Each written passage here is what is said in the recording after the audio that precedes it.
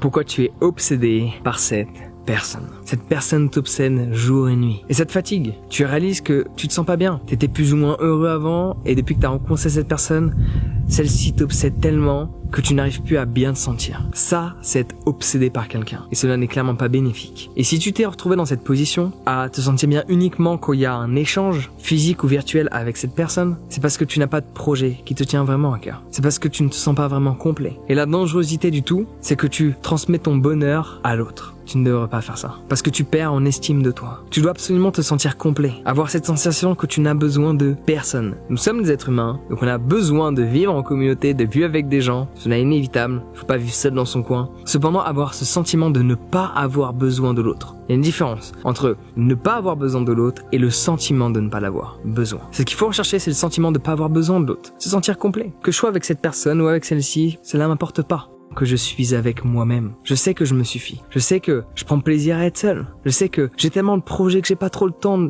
d'être avec quelqu'un. Et c'est à ce moment-là que les plus belles relations se font. C'est pas quand tu t'aimes à 50% et que tu rencontres quelqu'un qui s'aime à 50%, vous faites 100%. 50 et 50 font 50 et 50. Cela ne s'additionne pas. Parce qu'à un moment donné, tu vas chercher la complétude que tu n'as pas pu trouver dans l'autre. Un jour, tu t'aperçois que cette personne ne comble pas le vide que tu ressens. Et là, tu te dis merde, cette personne ne m'a pas apporté ce que j'espérais. Et pourtant, tu t'es attaché à elle. Donc il y a une double peine. La peine de tu n'as pas obtenu ce que tu voulais. Tu pensais que cette personne allait te rendre heureuse. Sur le moment, c'est le cas. Mais après, tu t'aperçois que c'est pas le cas. Que ce vide est toujours là. Parce que c'est pas à une autre personne de le combler, cela est bel et bien à toi d'effectuer ce travail-là. Combler ce vide qui est à l'intérieur. Et secondement, cette personne à un moment donné décide de partir et t'as tellement fait de projections, tu t'es tellement attaché qu'à ce moment-là, tu te sens pas bien. Donc si tu es obsédé par quelqu'un, c'est simplement parce que tu n'es pas complet. Tu dois apprendre à te sentir complet. Et ça, il faut que tu fasses un travail d'introspection qui prend du temps. De prendre du temps seul, de développer des projets personnels, d'avoir une vie passionnante avec des amis, de faire des choses passionnantes tout seul, de faire des choses passionnantes avec des inconnus, de kiffer ta vie sur quels que soient les aspects,